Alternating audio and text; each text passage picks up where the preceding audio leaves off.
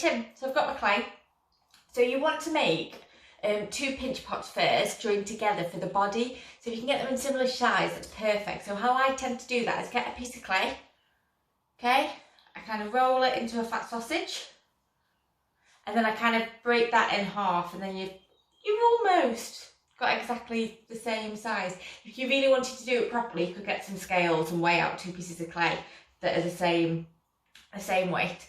So I've got my clay and pinch pot in.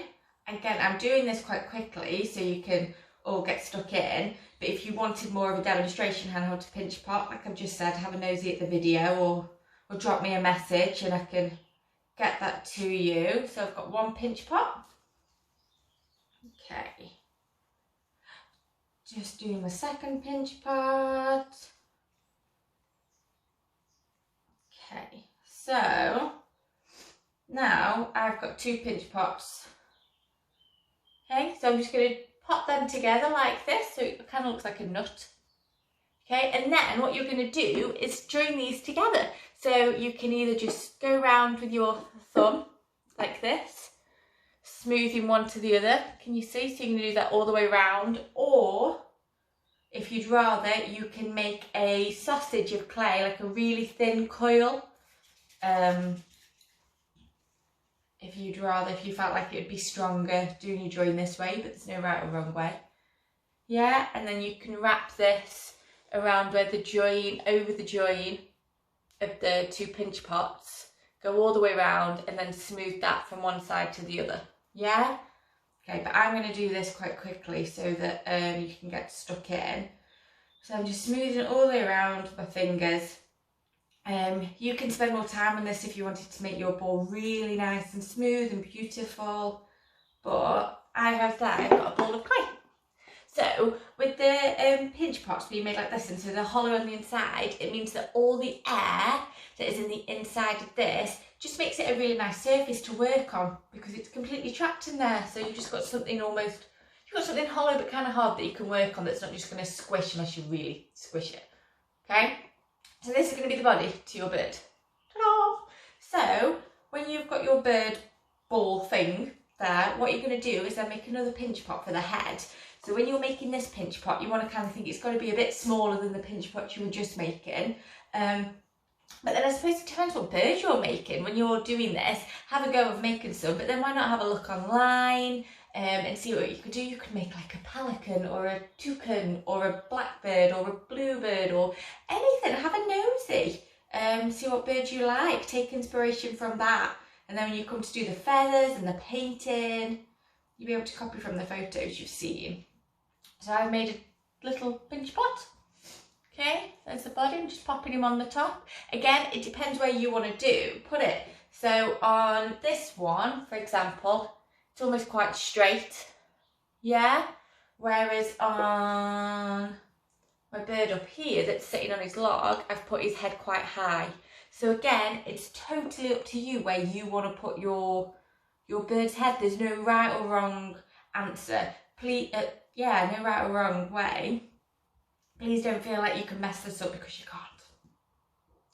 Birds come in all shapes and sizes. So what I've done is put the pinch pot on his body, and then I've smoothed it with my finger all the way around. So can you see now you've got, well, this could be anything actually, could it, from this shape? How adorable is that? Yeah? Okay. So what I'm going to do now to kind of give him his face so I can see what I'm working with is just pinch a beak in from his head. Okay, you could make a beak if you wanted to, but with his head, if I just squish kind of there and start to squish a bit of a triangled shape beak. Yeah, can you see how straight away, just by doing that, I'm just going to smooth it down a bit. Okay. Oh, I need to stop faffing around. You guys can make yours beautifully neat, can't you? I'm just showing you the how to. Okay. But can you see? I'm starting to look like a bird. Yay! Okay. But you can then spend your time kind of modelling his head a bit, squeezing his head, giving him a bit of a chin. I can't think what them things are called. I want to say like no, that's a type of bird. I was going to say like a swallow, but a swallow is a type of bird, so ignore that.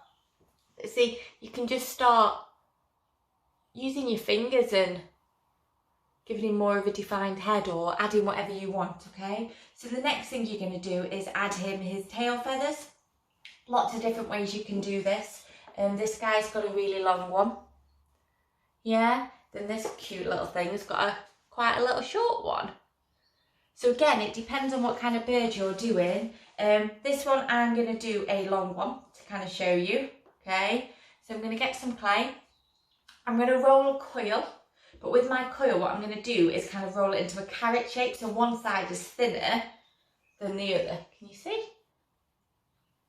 Okay, and then using my fingers, I'm just going to flatten it out a bit because I want it to be a bit wider in its feathers. I don't want it to be too neat. So it looks like this. Yeah, then I'm just going to get his bum and I'm going to put it on where I want it to go, quite high up I think, like so. Then I'm just going to use my fingers and smooth him all together like this, okay? But then what I'm going to do is take his little bum here and press that up into his tail, okay? And then I'm just going to smooth his bum to his tail as well. Make sure that joint's really nice and secure, especially because we're not adding any slip. I mean, you can add some slip if you wanted to, but as long as you're smoothing everything, you should be. Look how cool he's taking shape. He's looking pretty special, isn't he? Okay, so next are his wings. So you can be more accurate than me. I'm very haphazard and slapdash and go with the flow with things, especially when I'm making like animals, because I think they're all completely different.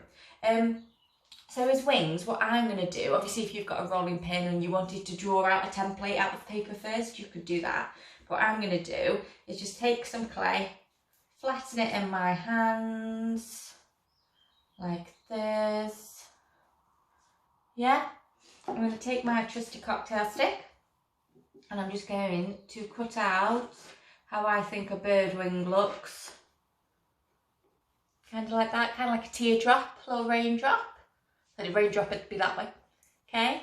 And then I want to make sure my other wing is kind of similar in size, so I'm going to take my clay, another piece, flatten that out with my hands. Again, you could roll a piece of clay out, you could draw your wings on paper and cut them out, then you could draw the feathers and you could do lovely things. You really could. I'm just trying to be really quick so I'm not too rambly, so that you guys can just get on with it. Because I do tend, if you see my other videos, do tend to get carried away with talking nonsense. But that's okay too sometimes. So, oh, I did that though without explaining. I rolled the clay out and then I put my teardrop wing raindrop that I'd already made on top of that piece of clay and then used it as a stencil to cut out. So I've got two wings. Yeah. So I'm going to get my bird. It's coming along lovely. I'm going to decide where I want to put my wings. Think, yeah, I like that one there. So I'm going to pop him on. Try and match him up as best I can. Okay, can you see? I don't know if the camera's focusing in very well on him. Can you see? Okay. So what I'm going to do then to make sure that the wings are nice and smooth are, you come to you. Okay, I'm now just going to smooth under here. Join him on, make him nice and strong. And then the same on his other side. And I've kind of dragged the clay underneath so you can't see the join. But there we have, you could make his wings stand out, you could do anything. There we have a pinch pot bird. He's pretty lovely, hey? Okay, so for those of you who are then going to be having your work fired, okay, that are then going to be dropping your work off back to me and I'll be bisque firing it for you, what you need to do, because this is full of air, is just in his little bum here, you just need to poke a little hole all the way through so the air's got somewhere to escape, and then somewhere in his head as well, okay? That's it, only little pinpricks. It just means that when it's in the kiln, the air can come out. Yeah, so when you've got your bird like this,